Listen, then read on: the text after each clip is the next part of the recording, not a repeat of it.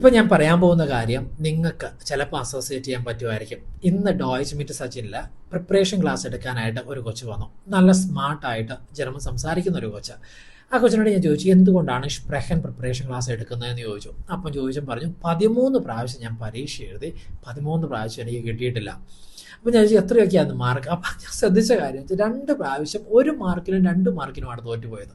അപ്പോൾ ഞാൻ ആലോചിച്ച കാര്യം ഇത്രയേ ഉള്ളൂ. കഴിഞ്ഞ 3 വർഷമായിട്ട് കംപ്ലീറ്റ് ഫാമിലി ഒരു ഡെസ്പായിട്ട് തന്നെയാണ് ഇരിക്കുന്നത്. കാരണം ഈ കൊച്ചു പാസ്സാകുന്നില്ല.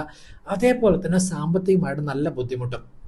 നമ്മൾ ശ്രദ്ധിക്കേണ്ട കാര്യം, നമ്മളൊരു എക്സാമിന് സ്ലോട്ട് എടുക്കുമ്പോൾ അവരെ വെബ്സൈറ്റിൽ കാണിക്കുന്ന റേറ്റും അതേപോലെ തന്നെ ഏജന്റുമാരെടുക്കുന്ന റേറ്റും തമ്മിൽ രാവും പകലും വ്യത്യാസമുണ്ട്. അത് ഒരു മൊഡ്യൂളിന് വേണ്ടിയൊന്നും അവർ തരത്തില്ല. എപ്പോഴും എടുക്കുന്നുണ്ട് 2 മൊഡ്യൂൾ ഒരുമിച്ച് അല്ലെങ്കിൽ 4 മൊഡ്യൂൾ ഒരുമിച്ച് എടുക്കുമ്പോൾ തന്നെ വലിയൊരു ഹ്യൂജ് എമൗണ്ട് ആവും.